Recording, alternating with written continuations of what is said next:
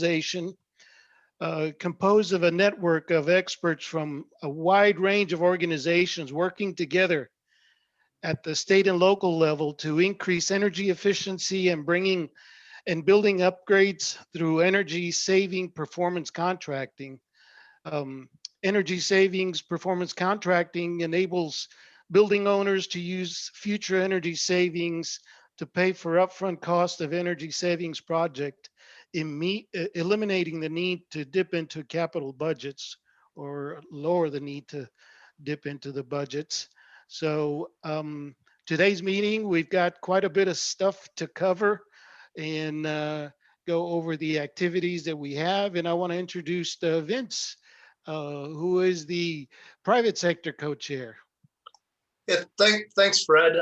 I appreciate it. I think one of the important things later in the agenda on this meeting is that of elections. So by the time we get to our next meeting coming up in March, we will be hosting elections in that meeting. So that meeting will be my last meeting as private sector co-chair. Held the role now for 2 years, and we'll be ready to pass the torch on for those who are taking over in the future. So don't have any plans to walk away from the organization, but I think it's been a good 2 years, and really I'm happy for the participation we've continued to have in this organization in the face of all the challenges of 2020. I think what makes a good organization is participation of its members.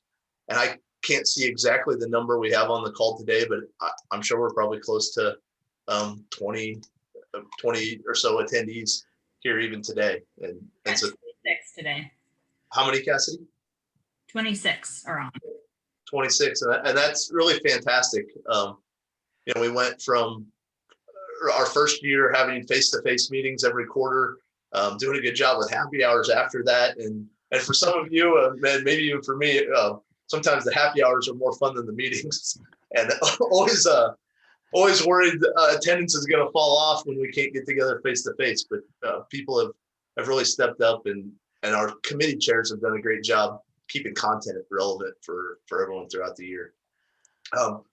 We really start every meeting with just a touch on the code of conduct, and that's a reminder really quick. Here's the full code of conduct, but the reminder that we really like to address each time is that there should be absolutely no solicitation of any professional members permitted at the ESC function. The ESC itself, in layman's terms, is here to support the industry of performance contracting and support the contracting vehicle. It's not to be used as an organization to sell your individual services. And I think we've done a really good job of that for the last 2 years. All of our speakers at webinars have really been fantastic about staying on message and on point. And just a reminder to those of you that are new that we stay true to that code of conduct. Yes, Vince, I want to say just point out that the code of conduct was used very effectively this last quarter in the speaking engagements that our members were at. And so I'm just proud of the members that presented, and we'll talk a little bit more about it. And so, Cassidy, do you want to run through quick and just acknowledge the people that we have logged in by name so that we can get a feel for who's all on the call, and then ask the folks that are dialed in with a number to identify themselves? Yep. Of the 26 attendees. Yeah, sounds good. So I'm just going to go from the top of my list. So for those of you who can see the participant list, I am the ESC Texas name, and I'm Cassidy Ellis. I'm the communications chair for the chapter, similar to Vince, wrapping up my 2nd year in this role, likely my last meeting in this role as well. And then we have Vince, who's introduced himself, Fred Yebra from SECO, who is our public sector co-chair. We have Cliff Braddock, who is our membership subcommittee chair. We have Cody Wilson, Cody Glover, Deepak, Deb Taylor, Dylan, who is Dub is our education subcommittee chair. Dylan Gaisford, who is our treasurer. Eddy Trevino for Lancaster, who is our secretary. Joe McGowan, Joe Stoner, Jorge Ramon, Larry Daniels, Madeline Fazzolari, Peyton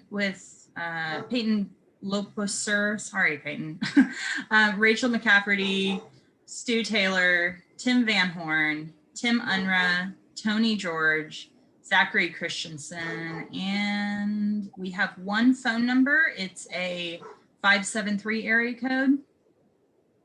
Steve Kale. Hi, Steve. And Hi. I think I got everyone. I know Lisa Thames is going to join us a little late, and we might also be joined by a few other folks. So that's who we've got today. Thanks, Cassidy, and thanks everyone for participating. I as I mentioned before, continue to impressed with the level of participation we've gotten throughout the course of this year. And I believe we had even a couple new members on the list of attendees today. A lot of familiar names, but that brings us to kind of show who our new members are for this year. You'll see it's a long list. I think Tony George, I heard your name there. Dub Taylor has joined us, and he's one of our committee chairs, gotten involved right away on a committee level. So thanks again to our new members. Dylan. Note that there's a little asterisk beside Metris. So, Rachel McCafferty is actually Cool. joined us from Metris, but just due to some details on the national level, a different name. But that should acknowledge Rachel McCafferty for her membership. Thanks, Cassidy. No problem, Rachel. Thanks, Rachel, for joining. So, Dylan, do you want to give your financial report? Yeah, it's pretty quick. I don't think it's much of a change from last quarter. We do have some of these new members that showed up on. Yeah, I'm interested to see that too. What's that? I think so. I muted him. Yep, go ahead, Dylan. Can you hear me? Sure can. Okay, sorry about that. Yeah, so our balance isn't much different from last quarter, but we do have some of the new members have shown up on this balance sheet. So we're at $11,751.77. So a slight increase from last time. And like I said, that's due to the new members, and we haven't had any balance going out, no happy hours or any other expenses at the time. So that's the only change that you've seen. We're showing, I guess we have these 13 new members, but our total member with these 13 is at 64 now. That's what I'm seeing. I don't know if Cassie, if you confirm that too, I think 64. So we are, we've lost a few, but I feel like we're still gaining some new members as we go. So feels like a pretty steady hold, which is great during some pretty tough times. Any questions out there on the balance sheet or member retention?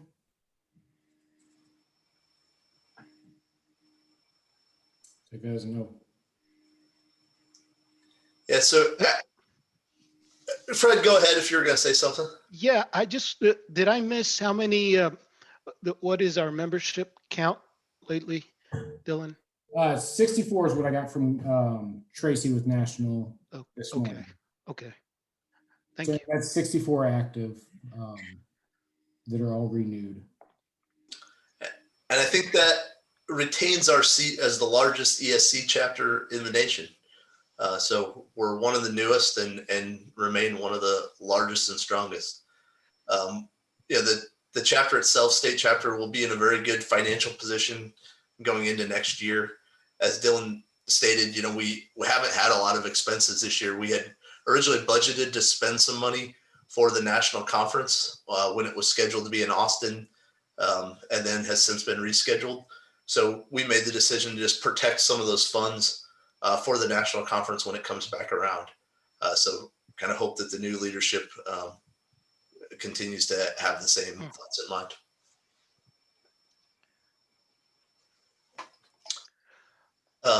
Fred, do you want to just go ahead and give some chapter and national updates. I guess give some chapter updates over the course of the last quarter, and then we can talk about next quarter meeting, and then if Eddie's available, he can give some national updates as we go to 2021. Sure, Vince. Before I begin, a question real quick. Our national conference is still scheduled to be in Austin next year. Is that, I mean, I haven't heard anything else. Is Next year that still in September. in September, right? Correct. So everybody write down that the national conference for the Energy Services Coalition is it's coming to Austin, and it's going to be in September next year. So note that. I thought I would give one of the things that we're going to start seeing if we can get is updates from the national, and Eddy Trevino is on the board at the national, and I thought that we would let him say a few things of what's going on at not national that he can pass on to us, and we can take note of it. So Eddy, are you can you give us a quick update? Thanks, Fred. Just so you'll know that at the national level, what we do is support all state offices and state chapters as well, and in accomplishing the mission. And I don't know if y'all have downloaded the bylaws for the Energy Services Coalition. They were updated in February of this year. So if you haven't seen a current edition, you just might want to refresh yourself with the updated version of the bylaws. We had elections this year for the board of directors. There are 18 board of directors. Breaks down to where ESCOs have 6 members, public entities have 6 members. There's 1 representative for finance, 2 for vendors, 2 for nonprofit, and then NASCIO has 1 member as well. So those elections were completed earlier this year, and there were some people that rolled off due to retirement. So they were being replaced, and so we've got some turnover of the board that we haven't had for a while. The big things that the national chapter focused on this year was modernizing the accounting system was one of the big things. There are 4 that I'm going to tell you about. What we found was a need to make the dollars and expenses and receipts more transparent and clearer, and improve the financial controls. So there was a big effort dedicated towards that. You've also, if you've gone to the ESC website, there's the modernization of the ESC website taking place. We're having problems with people pirating the ESC logos, but I think Texas is the main problem and culprit with that. However, Texas always gets a pass because Texas has the largest chapter. So anyway, the logo was quite an adventure. I think there were over 20 logos that were submitted, and it got narrowed down to the one that you saw on the screen at the beginning of the meeting. So we're real excited about that. We think it conveys the image better of what ESC does and who they represent.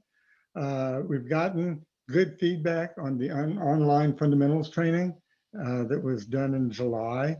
And so we're excited to continue those efforts and continue improving the online training, and hoping that all of the states will emphasize that for educational purposes to all of their members, as well as to public sectors who are interested in energy savings performance contracting as well.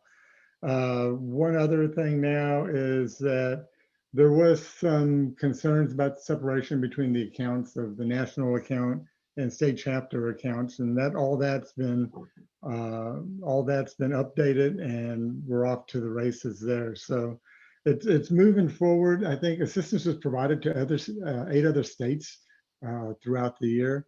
And so there are instances where states will need help in relaunching a chapter or marketing their chapter a little bit better. And so assistance has been given to those states as well. So at a high level, trying to help all the states. At a more micro level, really proud of what Texas has done and the work that's been accomplished at Texas. Texas quickly is being the model because of the activities in place and how everything's been taken care of. So congratulations. Well, Eddie, congratulations to you for being elected to the board. We're proud to have you serve on the national board, and it's a big compliment, and it's nice to have someone from our state representing us on a national level. So thank you for doing that for everyone from the industry. You're very welcome. Just to add, Eddie, anything that we present that we want to submit for national, either for recognition or for direction, are you our kind of point person to go through to national? No, I mean, you can communicate directly with Okay. with Jim, or you can communicate directly with national on that. Okay. All right. Okay. So in the meantime, there's a whole bunch of us that have been very active pushing, the education and training aspects of performance contracting. We've been going around to very different organizations to introduce the Texas chapter of the Energy Services Coalition and talk to attendees at these meetings about the benefits of performance contracting and what all it entails. And the groups that we've been visiting with are, lunch group meetings, evening meetings. Well, these days, a lot of it is virtual, but just to give you an example, October the 27th, we, one of our members, Vince Zubishek, presented at the Austin San Antonio chapter of the Association of Energy Engineers. Also, you may recall this summer, Matt Lombardo presented at the State Agency Energy Advisory Group meeting. Then we recently, last month, presented at the Texas Energy Summit. It was 2 weeks long of presentations, evenings, breakout panels, and 2 of our members did an excellent job in representing the chapter and speaking to the audience about energy savings performance contracting. And I kind of just want to recognize Jennifer Lancaster for, it was great. It was a really good job, Jennifer, that you did at the Texas Energy Summit. You're presenting on, I think it was alternative financing. So she did good. And then we had Vince speak on another day on energy efficiency in performance contracting and jobs as well. So also our education committee organized a presentation by one of our members. Who is she? Madeline Fazzaroli on lighting. And then we had another one on insulation, I believe, in the Watt Watcher program. So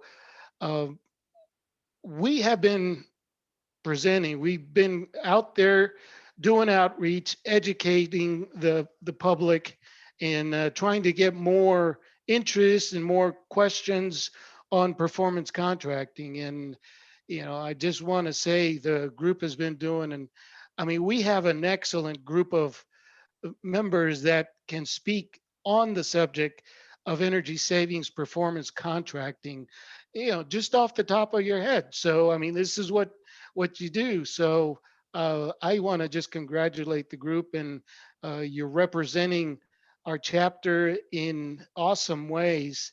And let's continue to do that. I especially want to say that one of the things I really, really admire is the fact that we are pretty professional as a group in presenting. Um, Vince mentioned the bylaws and how we're supposed to keep to a certain code of conduct. I was especially proud of, Jennifer and Vince and Matt on their presentations that they've done in the last quarter, because they focus on getting the message and education about what is energy savings performance contracting without any of the other, stuff that, can distract the audience from. So again, I tip my hat off to you guys, and you're experts in the field.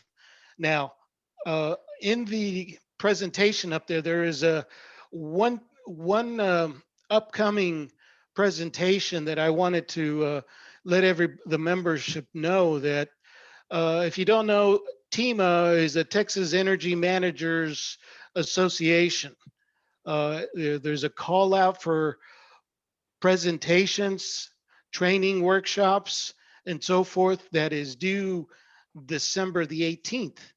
And I would like to, for us to submit a proposal, and we are going to submit a proposal to TEMA to see if we can get in their next conference, which is March or April of 2021.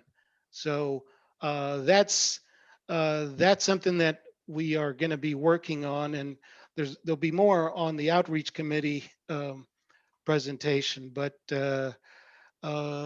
we've been meeting also monthly, as executive officers of the chapter. There's a number of us, that are meeting regularly on a monthly basis, sometimes for a whole 2 hours, and just discussing things about, what we can be doing as a chapter. And we're also meeting with as subcommittees.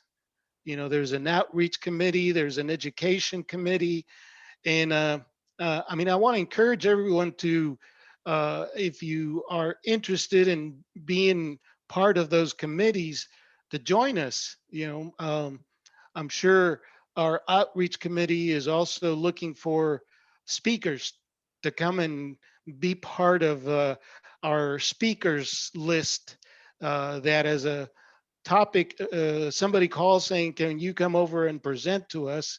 We can pull from that list and talk about our standard presentation on introducing our chapter and talking about the benefits of performance contracting. So that's a quick update of activities.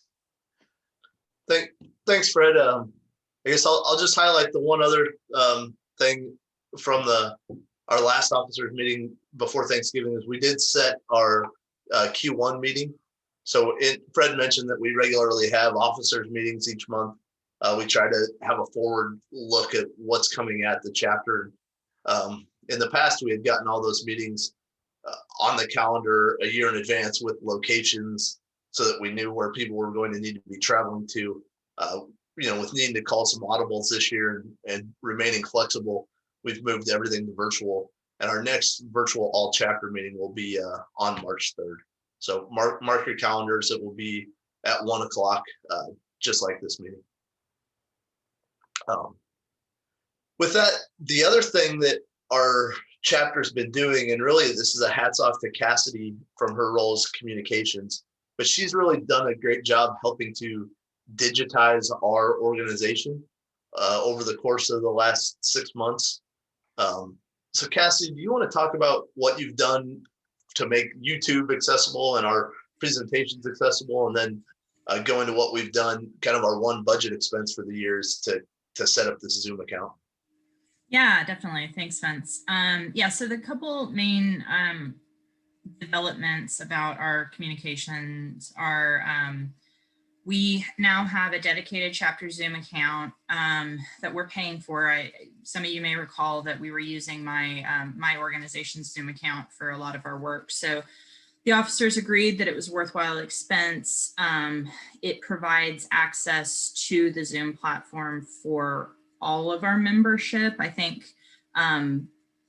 our executive committee all have the login credentials available to them currently, but if there's a member that wants to use the platform for chapter business, of course, I think we can kind of talk about that on a case-by-case basis and reach out to me, Vince, and Fred for more information on that. But we can host meetings and webinars for up to 100 attendees, and we've been using it for our education subcommittee webinars thus far. And then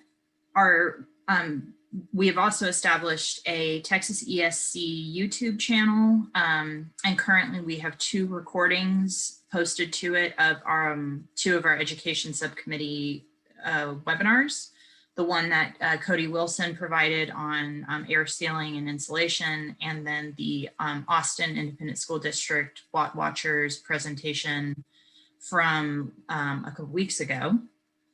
And I will continue to post and add content to it. If you would like something to be posted on there, send it my way. And then both of kind of administration of both of these aspects can be transferred to either the next communications co-chair or whoever in the next executive team is going to take on this scope.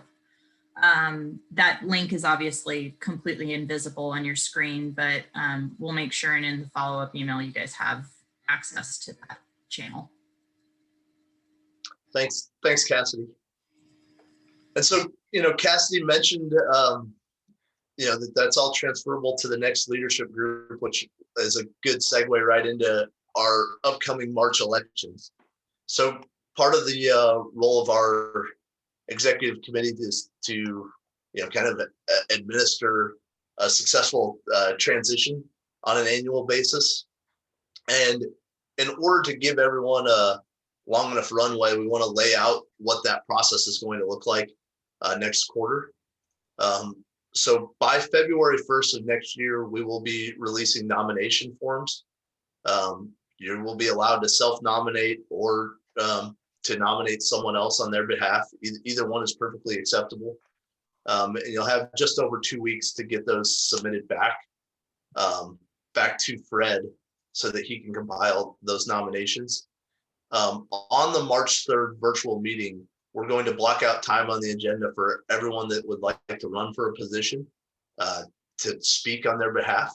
So they can speak about what their interests are for the success of the chapter, for the future of the chapter. As a reminder,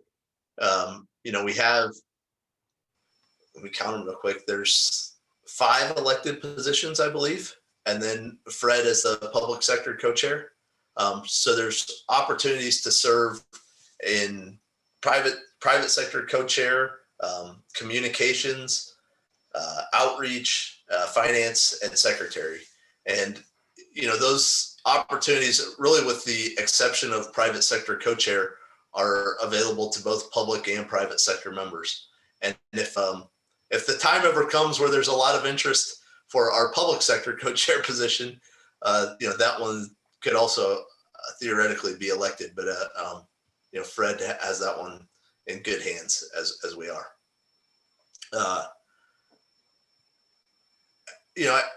After you have a chance to speak at that meeting on the 3rd, we'll open the elections up. There will be a ballot, that you'll just email in your ballot for the elections, and they'll be open from the 3rd through the 12th. So we'll keep those open for a week long just to make sure everyone has a chance to get in their votes. I think we still have about 10 minutes before Gerard joins us, Fred. So let's try and get through the committee reports. Dub, do you want to talk about recent activity on the education committee? Sure. Yeah, we've had recently, I guess since the last quarterly meeting, 3 different presentations: Atlantic Energy Concepts, Owens Corning on air sealing, and then Austin ISD's engagement point person, as well as Juan Garcia with Watt Watchers. And the last 2 are on the YouTube channel recorded, and I think that's great. But we have had lower attendance in some of these education committees than we had hoped for. I think that's because we're all suffering a little from Zoom fatigue. The last thing we want to do is maybe commit, an hour to sit on a webinar. So it's good that we have them recorded, and I think we can maybe look at a different way of promoting those even once they're completed, because the content is really excellent. I think with both of those that we now have on the YouTube website, if you weren't able to attend in person, it's well worth it to spend the time to watch those. As far as future presentations, we're not going to have a meeting or webinar this month. We'll pick that back up in January.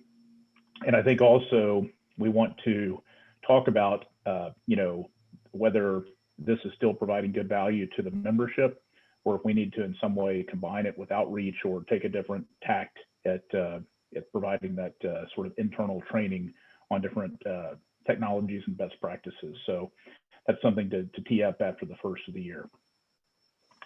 That's all I've got. I believe we are still planning on meeting as a subcommittee next week. Is that right, Deb? Just a meeting, yes. Not an actual webinar, but a meeting, yes.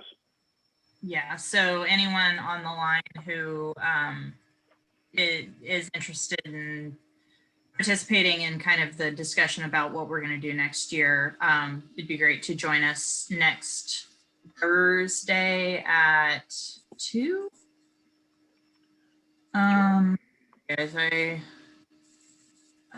Next Thursday, December 10th at 2 p.m. And the full membership should have received a calendar invite for that from me at some point. Yep. Thanks, Cassidy. Thanks, Cassidy, and thanks, Doug, for your leadership on that education committee throughout the year. Outreach, Cassidy, I don't believe you mentioned Batin's name. I was trying to look at it. I don't know if she joined us here today, and I don't see Devin. So Fred, so for those that aren't aware, we have always have 2 of our elected officers that are participate in each of the committees. So Cassidy and I participate with Dove in education. Fred and Devin are on outreach, and then Dylan and Jennifer on membership. And so Fred, with Batin not able to join us today, you wanted to step in and give that. Yeah. There was one other thing that I wanted to mention is that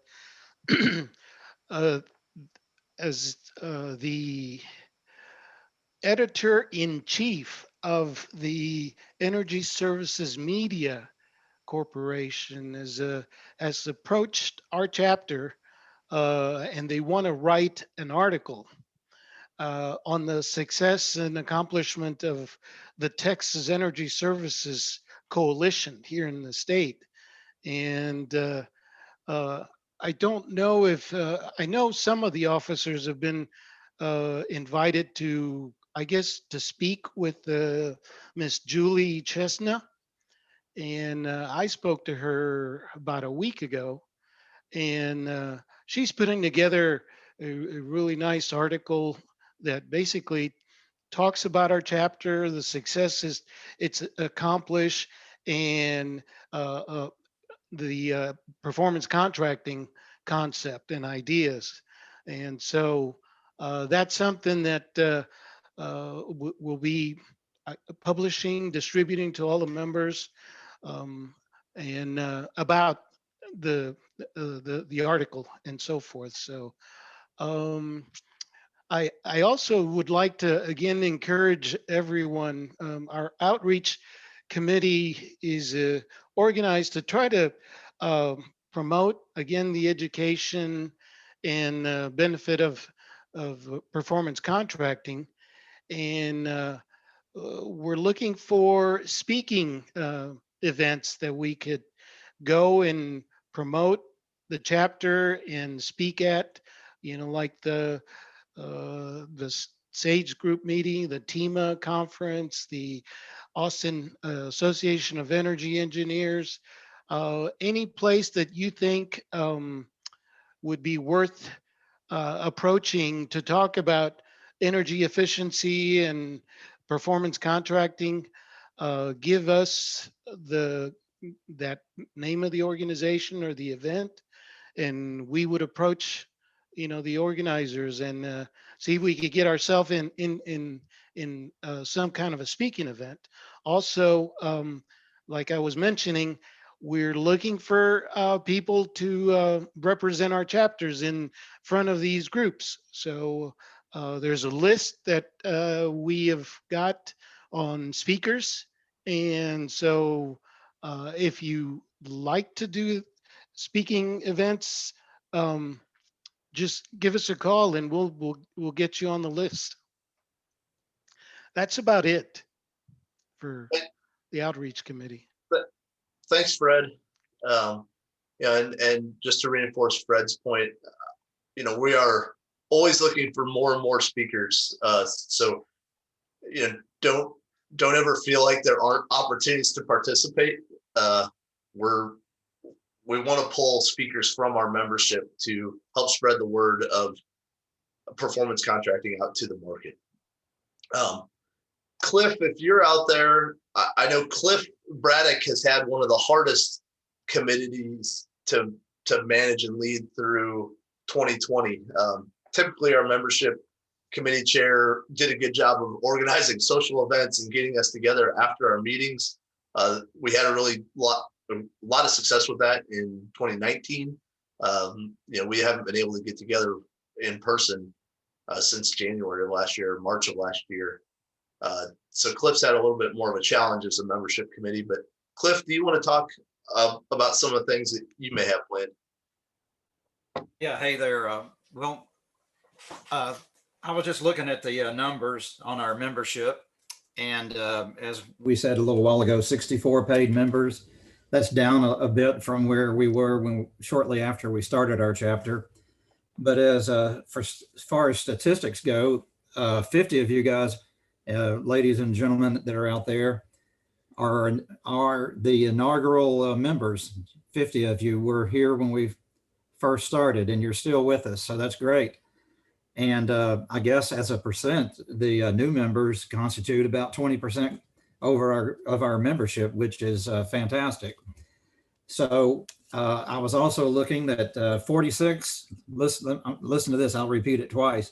46 of you need to renew in the next 90 days or in the first quarter of 2021. 46 renew coming right up. So what I'm going to do is I'm going to mail to you an electronic solicitation to join the ESC Texas chapter.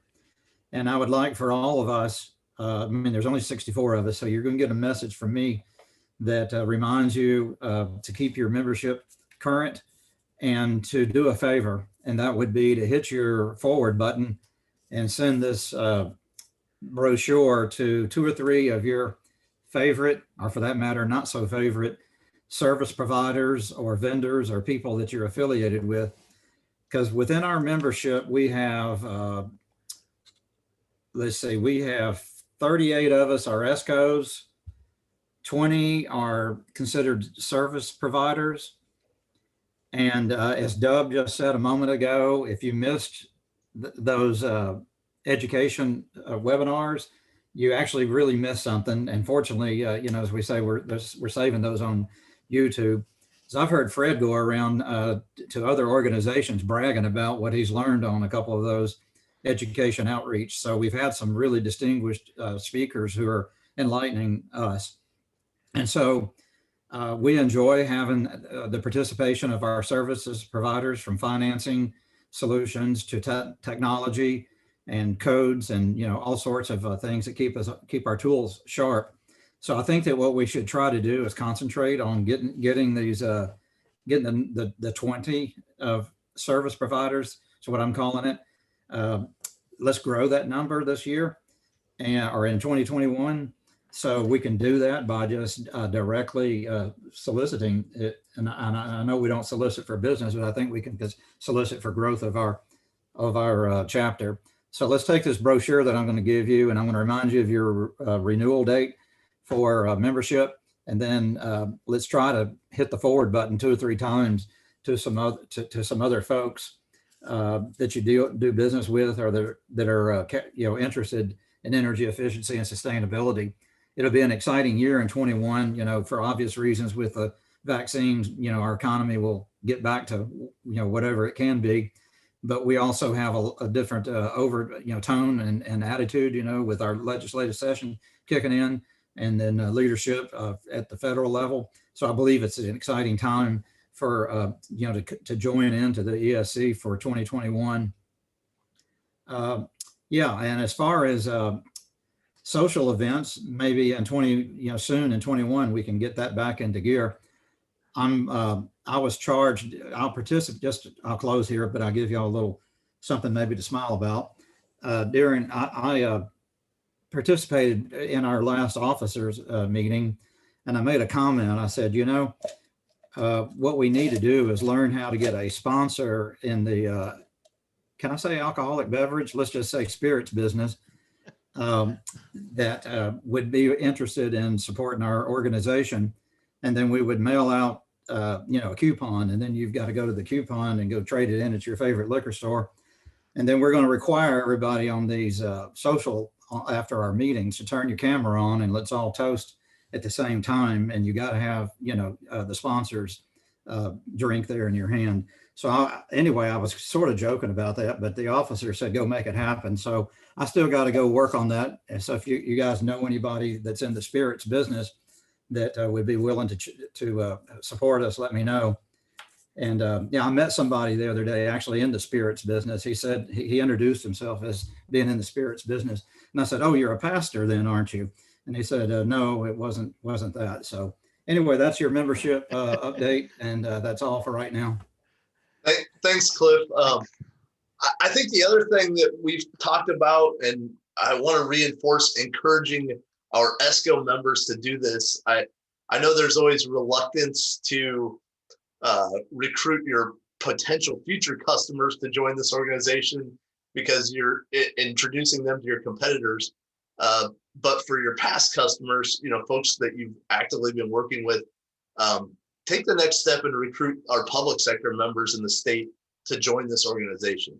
Those that you've done projects with over the last year or two, try to identify someone within their staff to join this group, and let's try to build out our membership, not only from the service and provider side, but also from the public sector and customer side, to have more input on what they need to better serve the market and what they need really from us to help make them successful. So, Fred, I think with that, Gerard, has he joined us? I see him on the list, so he's probably listening right now. So yeah, good afternoon. I'm here. Okay. So let me introduce Gerard. Earlier this summer, the members of the State Agency Energy Advisory Board wanted to hear about all the statewide procurement systems that the state of Texas has, and we are lucky that Gerard MacCrossan is in the comptroller's office. Gerard is the manager of data management, analytics, and technology for the statewide procurement division of the state of Texas. And he oversees the team managing the state's e-commerce platforms. So I asked him if he would come and do the presentation to our members, because a number of us, including myself, were very interested in knowing about how the state of Texas does its procurement and all the different programs that there are there. So Gerard, let me turn it over to you and you can introduce any members of your staff that are going to speak as well. Thanks, Fred. I'm going to have to log off and log back in for 30 seconds so I can share my screen. So just bear with me if for just a second. I didn't have that access turned on in Zoom. So just give me a second. Okay. All right. And Cassidy, you made sure that he has permissions to share? Yeah, he should. Everyone should on the call should be able to share at this point. Let me just double check. It might be because it's set to one participant can share at a time, or it might have been a setting on his end. That sounded pretty knowing what he was saying, so just wait until he logs back in. So before Gerard come back, one of the things I asked Gerard to see if he could speak to our group is about the energy savings performance contracting and how it that whole concept fits into the Texas Statewide Procurement Services. So he's going to go over some things about it, and we'll listen in to see what he says. Gerard, are you seeing the share option now? Perfect. There you go.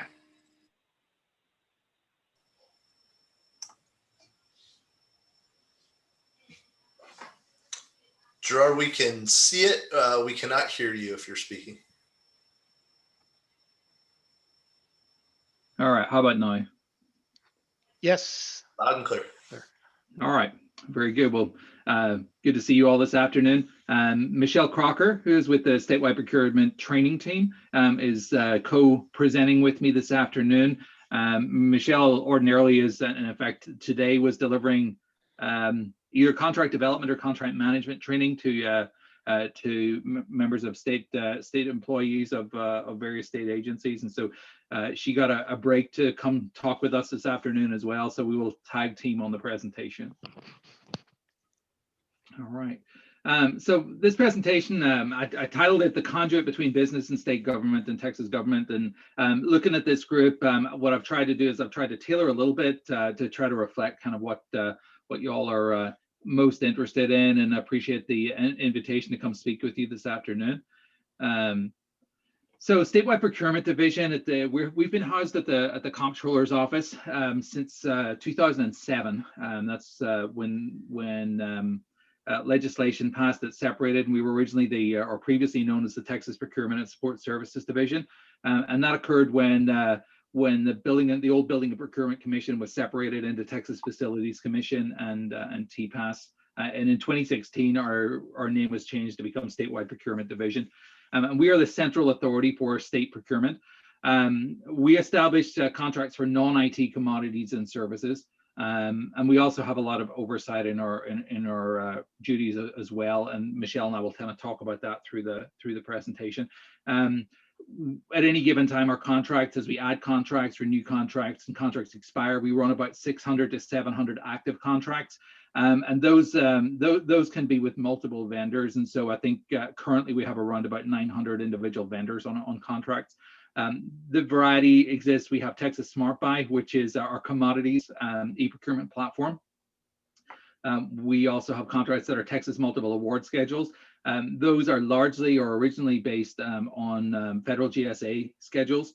And in latter years, since we got some expanded authority a few years ago, we also work with other cooperative organizations to onboard contracts for commodities and services that are developed by cooperatives. We have what are termed our managed contracts. Those are mostly services contracts. Those are purchase orders are issued for those directly from the purchasing entity to the vendor rather than going through the Texas Smart Buy platform.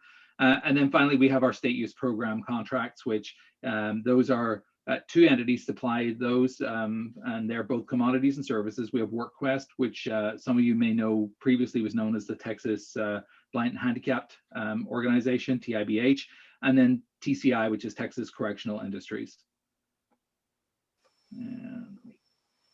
So I'm going to hand over to Michelle, and she's going to talk a little bit about the procurement policy and outreach section of our organization. Thanks, Jared. Can you all hear me? Okay. Yes. Okay, perfect. Hi. Like Jared said, my name is Michelle Crocker. I'm one of the statewide trainers with the Training and Policy Development team. We are one of 3 teams under the Procurement Policy and Outreach group. So during my section of the presentation today, we're going to talk a little bit about training and policy development, what we do, discuss our procurement oversight and delegation portal, which is another team within procurement policy and outreach, and then talk about our outreach team and the services that they provide both to internal customers or state agencies and other entities, as well as the vendor community. So we'll start with training and policy development. And Jared, whenever you're ready for the next slide. So we have really 4 aspects of our team, 4 kind of missions, if you want to think about it that way. One of our goals is to provide a smooth transition from legislation to real life implementation through certification classes and continuing education. So Jared mentioned I'm actually in an initial certification class for contract developers today that I'm teaching, and I was lucky enough to kind of pop out and come over here and talk to y'all. And then we also provide continuing education for our existing certified Texas contract developers and contract managers as they are renewing and keeping those certifications current.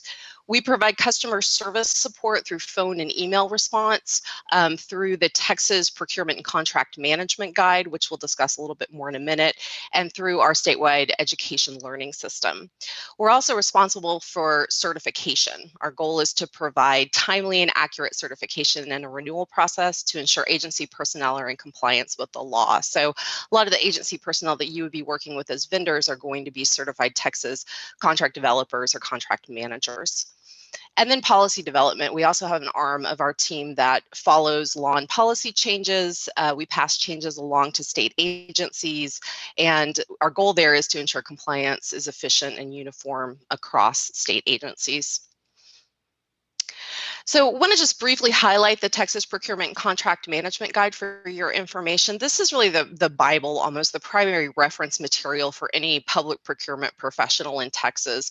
It takes the statute and rule as outlined in Texas Government Code and Texas Administrative Code and presents it in a way that we hope is slightly more user-friendly and available for our contract developers, contract managers, and other public procurement officials to reference easily. We include best practices and then any other applicable opinions or decisions that are germane to their work in public procurement.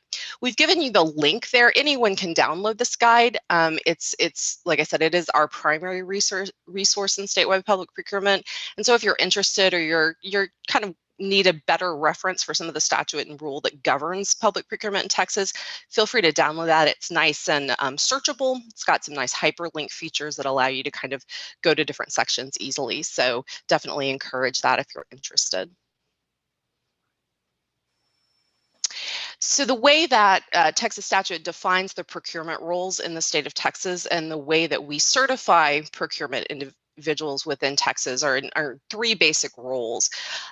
We have what's called a purchaser role, and these are public procurement professionals who conduct purchasing functions on behalf of a state agency.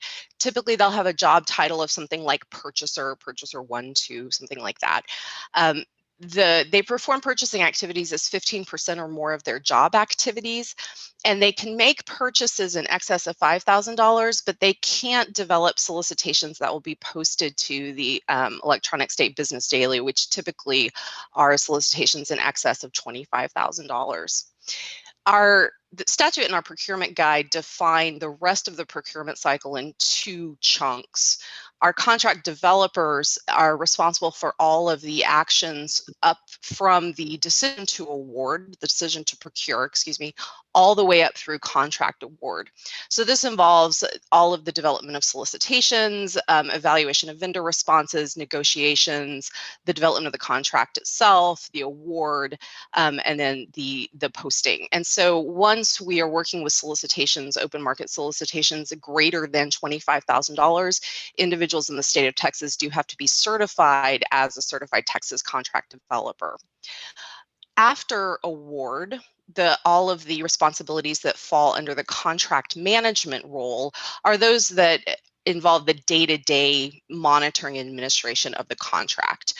So this is going to be, doing any kind of risk management working with vendors, ensuring that the deliverables and the milestones are met on time, that the contract is proceeding as warranted for the agency, and also that the vendor is successful. So these are individuals that perform any contract management activities as 50% or more of their job activities, or they have to be certified if they're managing any contract in excess of $5 million. So we offer courses, the basic Texas purchaser for the purchasing role, and then we offer certification classes for the other two. So just to highlight some of the day-to-day functions of a certified Texas contract manager, as I mentioned, these individuals are responsible post-contract award for the day-to-day monitoring of the contract. So they participate in the contract development to contract management transition. Obviously, planning, communication, and organization are a key part of their role. They do risk assessment, monitoring deliverables, any kind of remedies, or and we try very hard in the state not to do this, but contract termination would fall under their purview. Reporting on vendor performance through our VPTS, which we'll talk about in just a minute, the vendor performance tracking system, and then the contract closeout, and then they're also responsible for any state mandated records retention in those contracts. So in addition to our training and policy development team, another team within procurement policy and outreach is our procurement oversight and delegation team. That's our pod team. And they have two primary functions. They conduct solicitation reviews and they delegate purchasing authority to state agencies for service solicitations valued over $100,000. So if a state agency is wanting to take a service solicitation over $100,000 to open market, they do have to receive delegation from SPD through the pod team if it's not automatically delegated by statute or by rule. The other thing that the pod team does is they coordinate with our contract advisory team, and that's a interagency oversight team that has seats from multiple agencies, and they review high-risk, high-dollar solicitations, which in this instance is anything over $5 million. So we've given you on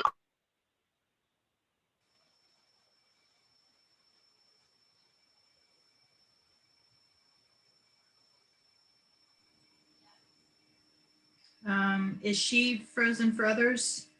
Yeah, I think maybe we lost her connection for just a second. The joy of VPN. Okay. So we'll give her a second to see if she comes back, and if she doesn't, I can pick up and run with it. I'm going to tell her I need to get continuing education for listening to this. All right, I'll move on, and I'll pick up on the next slide.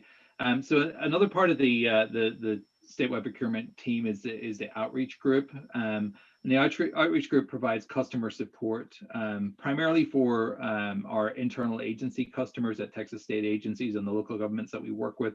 But also we have some, there are opportunities for vendors, particularly to communicate with us and needs that our vendor community have as well.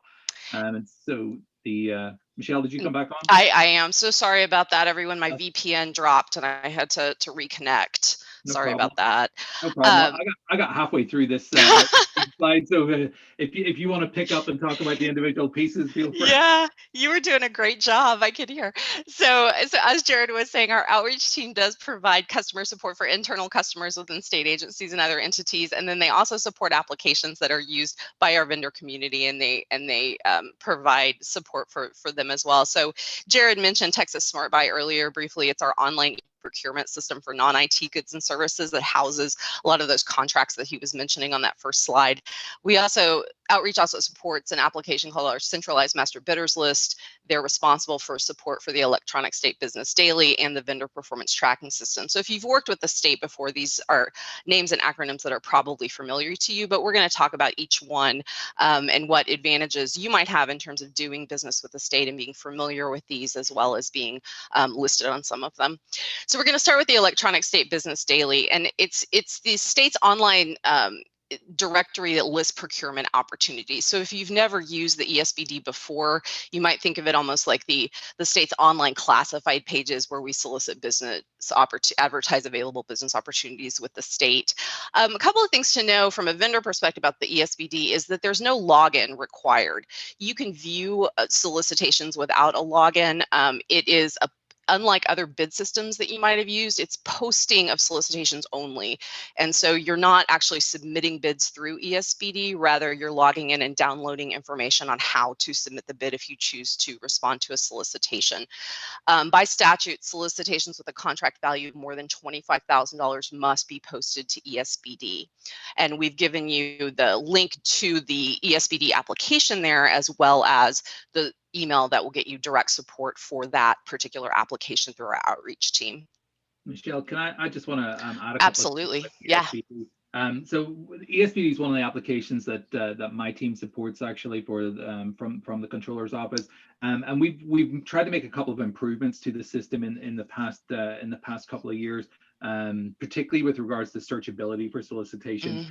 If you've used the system before, up until a few months ago, a solicitation, when it was posted, it was active in the system, and then when the solicitation closed, it disappeared from public view. So that's something we remedied in a few months. So if you're looking kind of for status, or if you bid on a solicitation, you can search the system now for closed solicitations that are pending award, for example. Prior to that change, only solicitations that were either open to receive bids or were already awarded were found in the system. So that's something I think is kind of helpful for bidders during that process, because the time taken from bids being received and the solicitation closing to an award, as you're probably aware, can take a considerable length of time in some cases. So we're trying to improve that functionality as much as we can.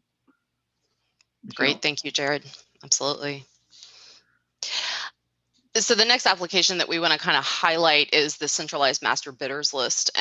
So you might think of this as the state's online directory of vendors.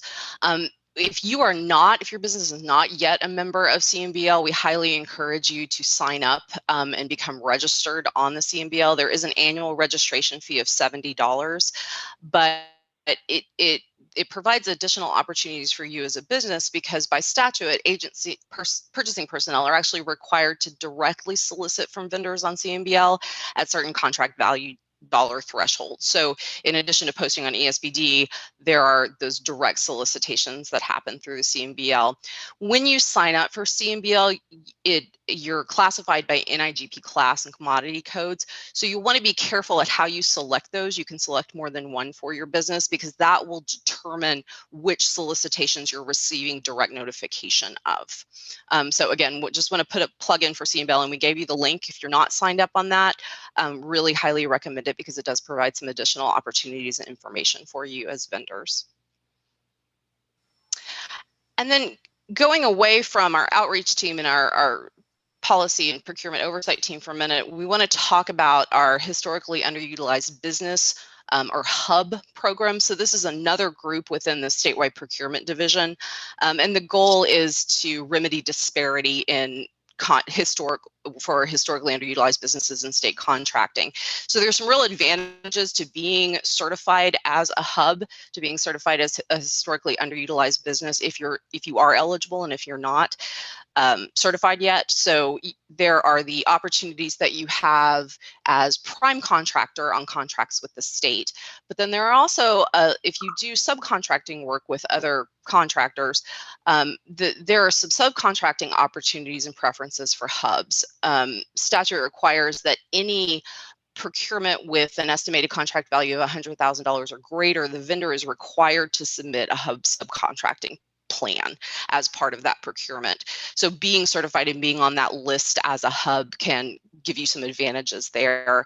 To be eligible as a hub in Texas, the business has to be based in Texas and has to be either ethnic minority owned, woman owned, or service disabled veteran owned.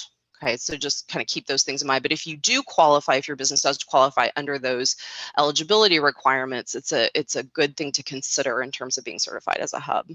And I'll just add a couple of additional things on that. A hub certification is there's no cost to become hub certified if you are eligible. You would submit the application with the certain business documents. And the second thing I would say is on the subcontracting side, hub subcontracting plans are not overly complicated, in my opinion, from my experience on the contract development side of the house, but they are where we frequently see solicitations, responses to solicitations fail because vendors don't properly complete the hub subcontracting forms. And I will tell you that most state agencies, they have hub coordinators, and the hub coordinators are usually available to conduct a pre-review of your hub subcontracting plan before you submit it. And that can help you do remedies. And I would take that. It seems like a kind of a throwaway form, but hub subcontracting in Texas is a good faith effort. And the next slide, I'll just go ahead and move to it, and we can talk about it a little bit. These are goals. It's a goal-based program, and you can see that these percentages for subcontracting are set in statute. And probably the one that you are most interested in terms of the group that is here is probably in that second row, which is the 21.1% for building construction, and possibly also the 23.7% for professional services contracts. And it varies, and those should be stated when the hub subcontract plan is developed. But that is certainly before you respond to any solicitation, make sure that you review that and you give yourself adequate time to complete the good faith effort, which is required. And if you're a subcontractor, making connections with the primes that could potentially use hub subcontracting is something that really could be an advantage when it comes to getting involved in state business, either as a prime or as a subcontractor. Is there anything else you wanted to add on that, Michelle? No, the only thing I would add is that likewise, agencies are required to make a good faith effort to meet these goals in their business for each fiscal year. So yeah, that's great, Jared. Thank you. And we do a very large hub report, semi-annual and annual hub report. And I know because I'm involved in it, my team is involved in it. But we are statutorily required to submit the semi-annual report on May 15th and the annual report on November 15th. So we just completed the one for fiscal 20. And if the report has a lot of detail by agency, where you can go into the online report and actually look to see where money was spent by state agencies, both all expenditures and hub firms as well. And so that might be something you would be interested in looking at, just to see what competitors in your business or in your business area are doing business with the state. All right, and then the last application that we just kind of wanted to highlight that again is supported by our outreach team is our vendor performance tracking system. Or we refer to it as VPTS often.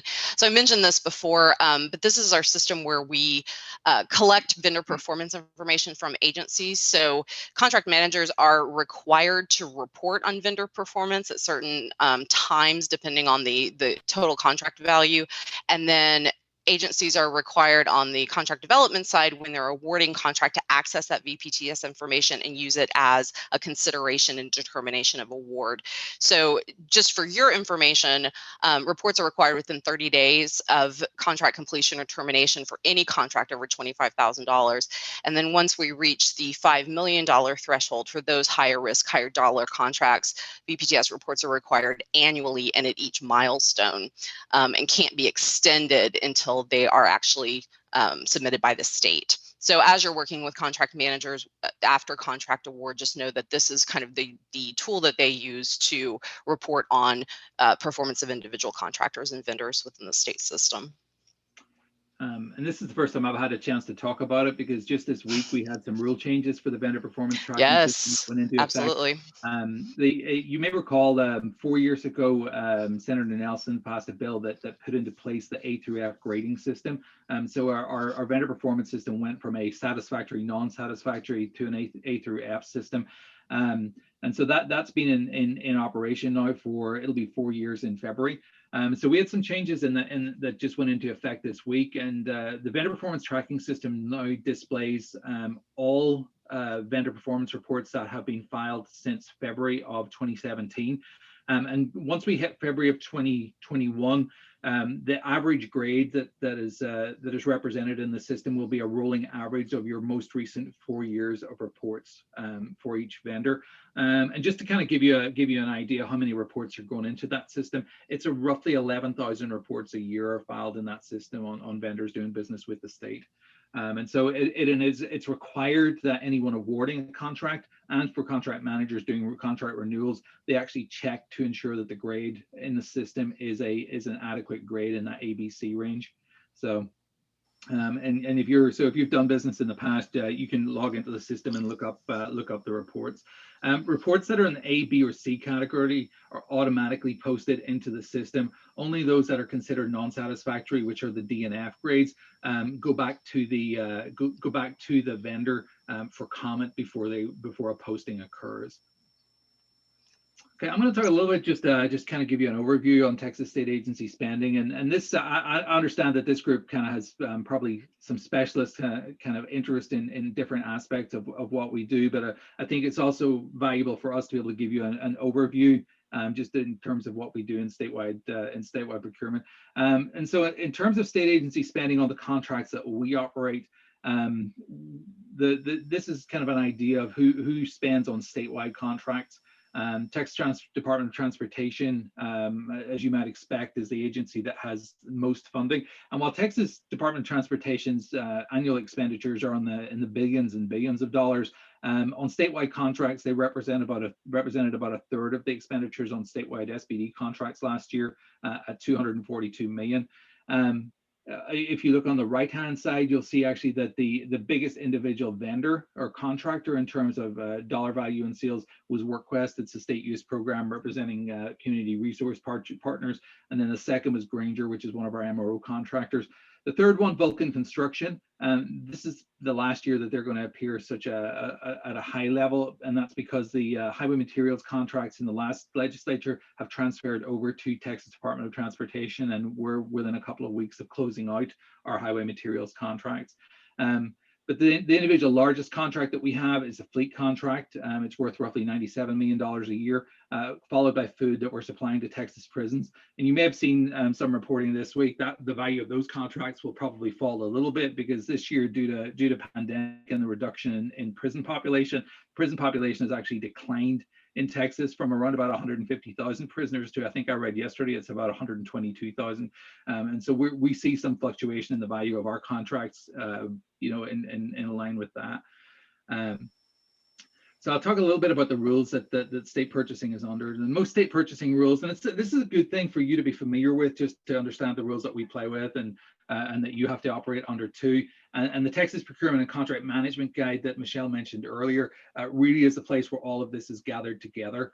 And so we operate under the rules that are in Government Code Chapter 2155 and 2156 for purchasing preferences. And those are things where you have the general rules that you operate in terms of what type of procurement method will you choose? Is it going to be an invitation for bid method? Is it going to be a request for proposal method?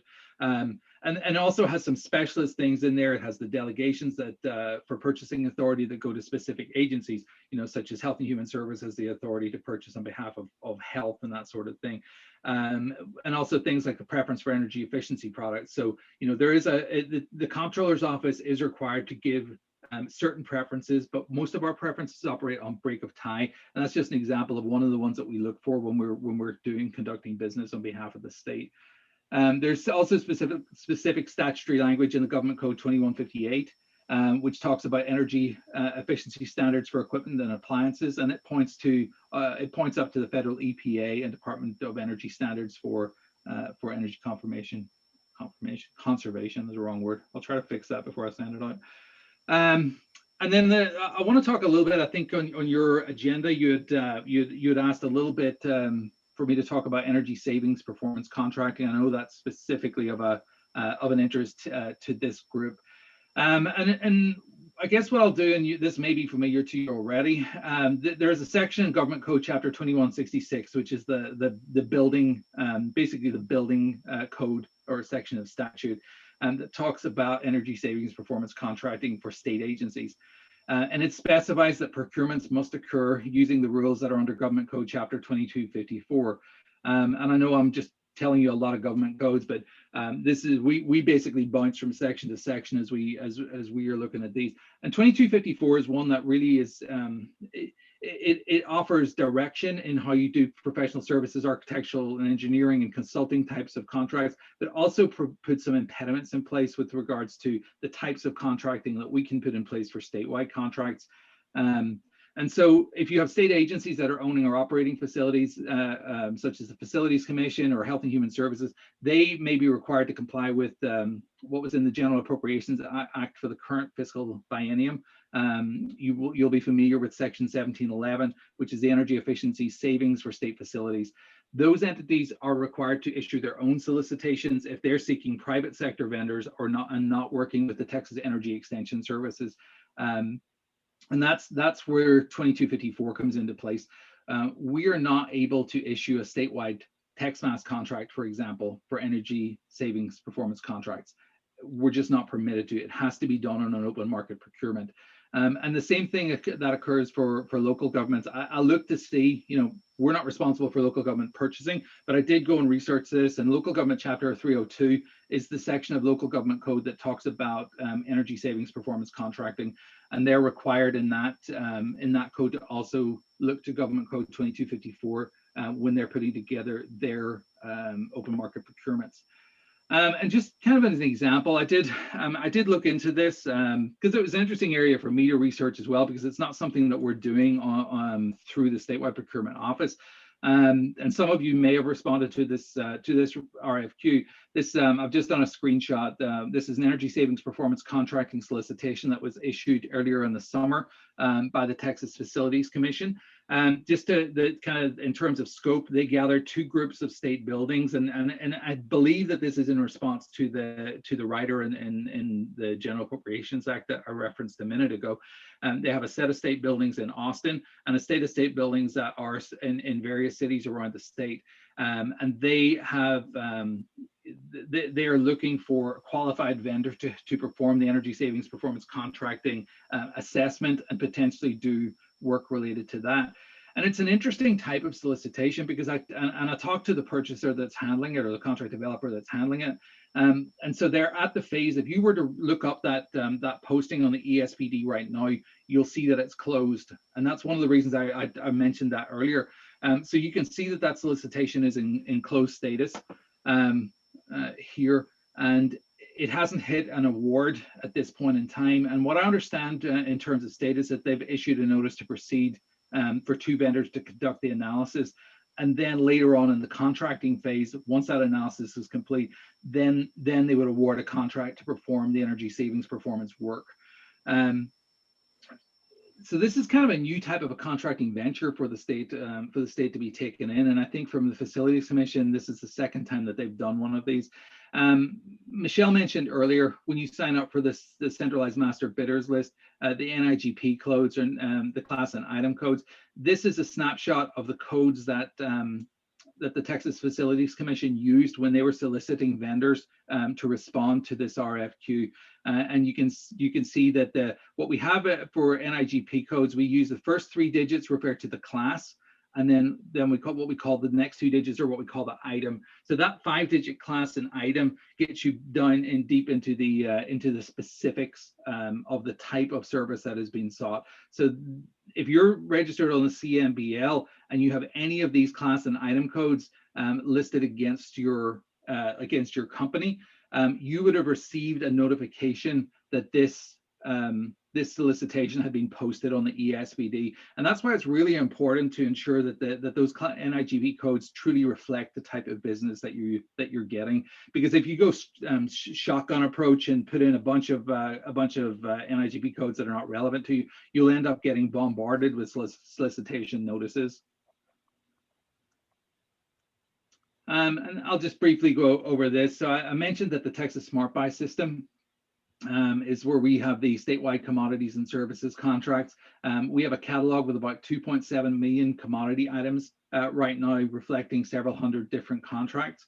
It's a searchable category or catalog. Purchase orders are issued through this for commodity items. It also is the place where we list the contracts and the contractors for who is on statewide contracts right now. The Electronic State Business Daily is also housed on the TexasSmartBuy.com portal. And the vendor performance tracking system is also housed on that portal. we mentioned earlier there we have, in addition to the term contracts that we create ourselves, we also and are doing more of this, and we have what's called the TextMass system. And it's interesting, in the last several years we've actually drastically reduced the number of contracts that we have on TextMass. And part of that was to ensure that the contracts we are were truly valuable. So basically, if your contract's not doing at least $25,000 a year, that's not, it's not one that we're going to maintain on a longer term basis. But what we do is we try to put contracts in place that are useful to vendors. And in terms of the energy side things, some of the ones that we know that are interested in to the purchaser community or the agency community, we have the lighting fixtures. We also have facilities maintenance and management. And then also one that came on in the last couple of years is electric vehicles. So this isn't a procurement that we did ourselves, but these particular contracts are actually based off federal GSA schedules. We also are doing more cooperative based contracts on NASWO Value Point. That's a state-led cooperative. I'm actually currently on the board of management of that cooperative. And where that is different from some of the other purchasing cooperatives you may have heard of, such as Byboard or Houston Galveston, is that each of the contracts on that in that cooperative are led by a lead state. So, for example, you know, I'm currently on two different sourcing teams right now. One of them is a solicitation that's being led by the state of Utah, and I'm an evaluator and contributor to that solicitation. Another one has been led by the state of Maine. And altogether, we've got about 7 or 8 different sourcing teams that Texas staff are working on at this point in time. It's good for us to be able to work on these multi-state cooperatives because it allows us to make sure that things that are useful for Texas customers are part of the terms and conditions as those, and part of the solicitation design when it goes into place. And other purchasing options that are available to state agencies. We have the IT commodities and services in the state of Texas. Those are under the purview of the Texas Department of Information Resources. Now, as I mentioned, we're a member of the NASWO Value Point Cooperative. And that kind of brings us to the end of the information piece of this. I'm happy to open it, and Michelle too, to questions and answers at this point in time. I hope that this was at least somewhat useful to you. And we'll send a slide deck to you at the end. I've already provided it to Fred, and our emails and phone numbers are here. And if you want to reach out directly afterwards, I'll be delighted to hear from you.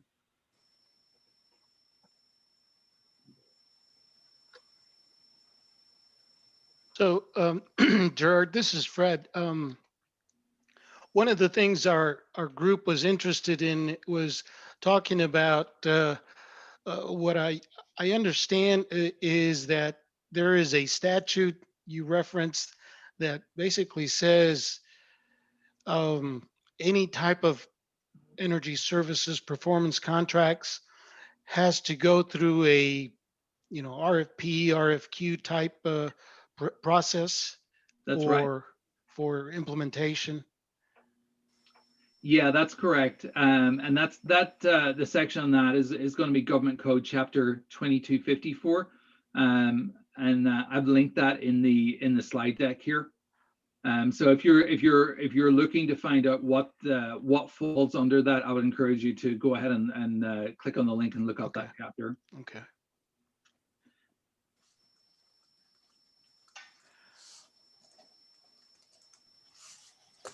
I'm curious on the hub requirements. You said that you consolidated that into an annual report. Do you see particular segments like that are really driving the achievement of the hub? I know that it seemed like it was broken out by percentages for different contract types, but I'm just curious if you see kind of any trends of where those contracts are coming from. Do you mean in terms of the types of businesses that are getting? Yeah, if it's a particular industry that drives the contribution of those. It really depends on, it varies by agency to agency, I think is fair to say. I think very few agencies succeed in meeting the percentage goals in all of the categories.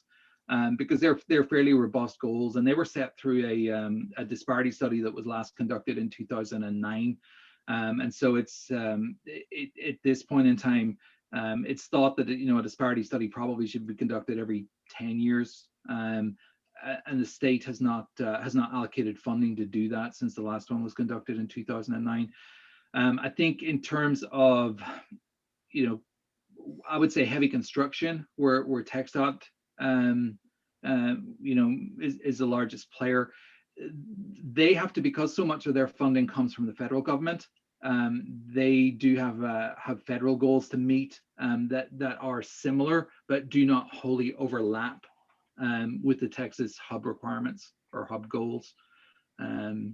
But professional services is an area that probably does get a lot of hub subcontracting as well. But it like I said, it depends agency to agency. The goals are met in different ways, and you kind of have to drill down through those data. Thanks. Gerard, you mentioned that TxMOS was originally based on GSA contracts. That's right. Are state agencies able to utilize GSA contracts that are not specifically identified in TxMOS?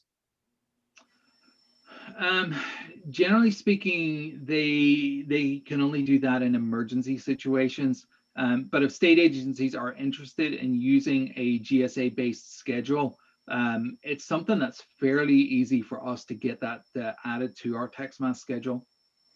Got it. So agencies can come forward to it, and if you're a vendor that has a GSA contract, you can actually offer that contract to the TxMOS program. We have, if you go to the comptroller's site, I stopped sharing, but I can just pull it up here real quick and show it to you. The joy of technology when it works. So if you go to our site got real busy. If you go under the purchasing site, the purchasing section of our site, and then go to Texas Multiple Award Schedules, we do have information here that talks about what qualifications you need for a TxMOS contract. And there is a checklist and an offer packet application checklist. And so you can actually submit a base contract. And one of the things that you're asked for is if you have, where we're on the checklist side, if you have a vendor that's interested or information about potential sales, that can be something that you can submit as part of your, as part of your optional documents. Got it.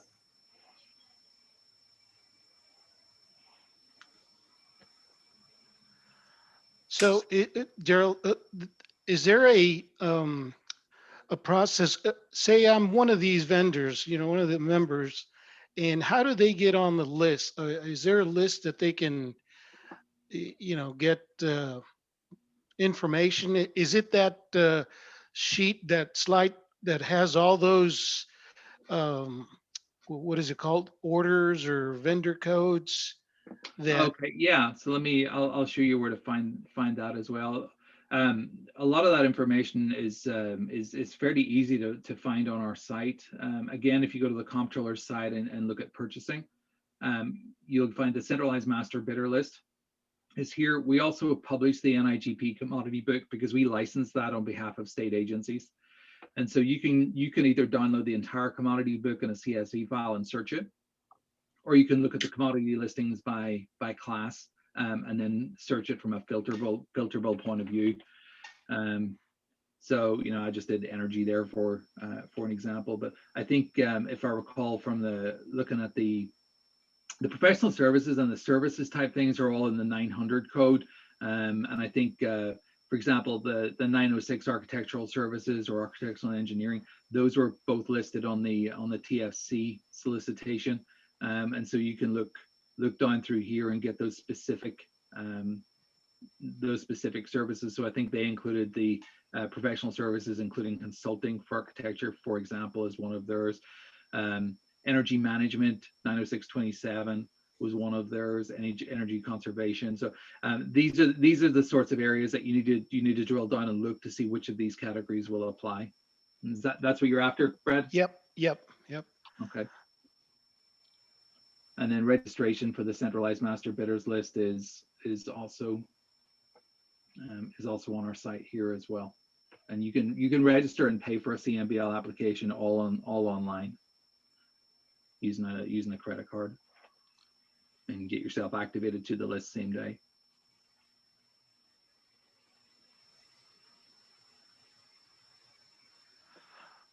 Well, any other questions for Gerard or Michelle? And as I said, if you think of something afterwards, feel free to reach out to me. I'm more than happy to talk to you and kind of help. We can help provide information if you're interested in trying to navigate the ESBD or whatever. We can certainly point you in the right direction.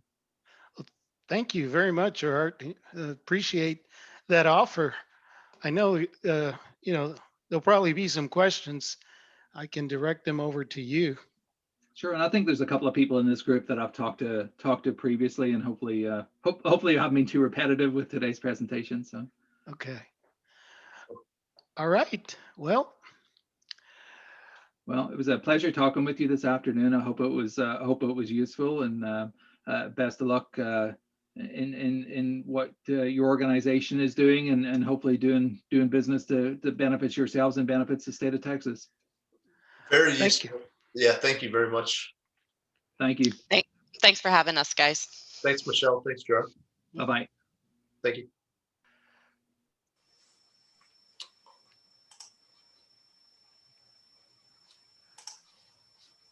I will pull this back up.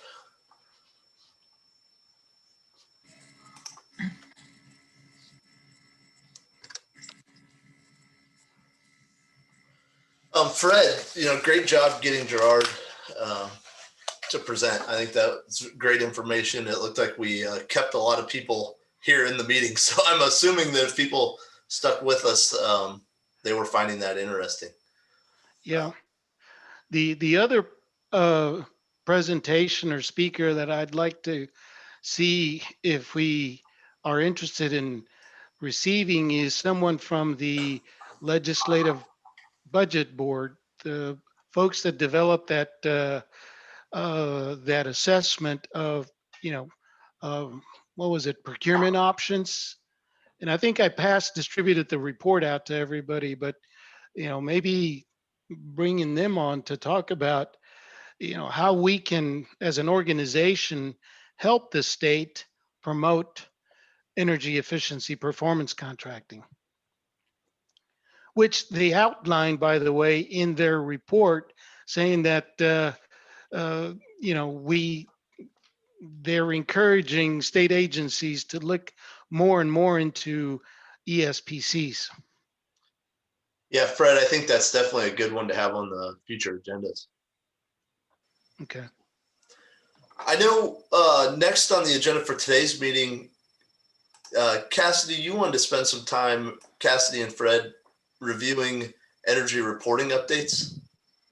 Yeah, this will be pretty brief, and Fred actually covered some of this in our last meeting, but some of you may recall that Fred discussed some state mandated efficiency and reporting requirements for political subdivisions, institutes of higher education, and state agencies in non-attainment or affected counties. This is 41 counties and kind of the air quality area issue areas in the state.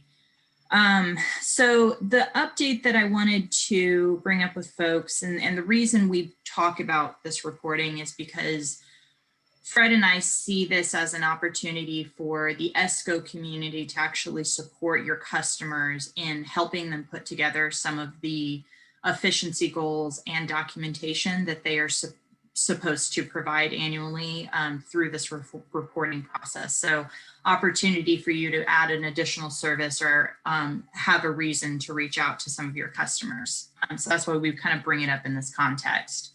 The main updates we wanted to bring up this time is that this is a form annual report that is operated by SECO, and it's on the SECO website, Historically, the whole operation was on the state fiscal year, September 1 through August 31st, and the reports were due around November 1 of that year. The whole operation is shifted this year to state agencies are still reporting data for a state fiscal year, but their reports are now due in February 1 of the following year. And local governments and counties and other political subdivisions, we have actually shifted, a working group of interested parties has shifted the whole reporting timeline to a calendar year. So your customers will now be on a calendar year rather than a state fiscal year. And the working group of SECO, Texas A&M Energy Systems Lab, SPEAR, and North Central Texas Council of Governments went through a process to update the form and change some of the reporting processes, some of the data that we're asking in this reporting process. So there's a pretty substantial change in reporting process this year. That new form is going to be live on Friday, Fred? Yes. Are we still, okay, so live on Friday. December the 4th is when the notices are going to go out to the local governments, the cities, the county governments, and the state agencies that need to report. So the notices will go out this week on December the 4th. The website is also being updated with this information as well. So following the new form and notice going out, there will be a flurry of activity from myself and from the COG of outreach, reminding them about this reporting. So over the next 8 weeks, it is possible that some of your customers might approach you about this and ask you. It is possible that you could approach and talk to them about it and say, hey, how's your reporting going? If you have, I have developed a frequently asked questions document for the new reporting form this year. It will be sent out with the notice, and it will be on the SECO website and distributed through other channels. That sort of gets into some of the changes for this year.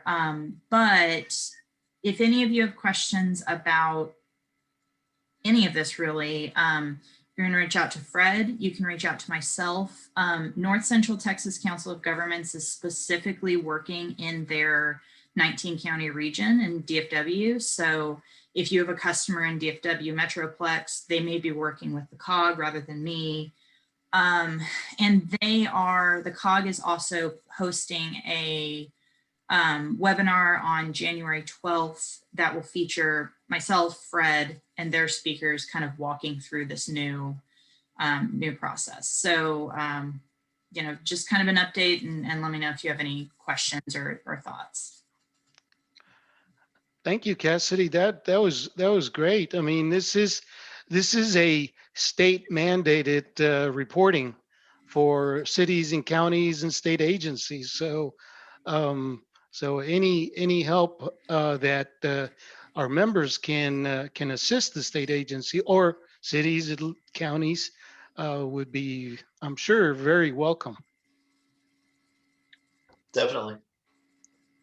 Thanks, Cassidy and Fred, and thanks to really all of our members in helping our state agencies and local governments fulfill this requirement. I know in the past there's been some struggles, so whatever we can do as an industry to help support them, it will be beneficial. With that, we're really to the end of the meeting. Before we close, we always like to just open the floor to any of the members if they have other topics that they'd like to discuss, or if they'd like to give feedback on how 2020 has gone for us as an organization, really, so that we can digest ways to improve in 2021 and beyond. So is there anyone out there that has anything for the good of the group that they'd like to discuss?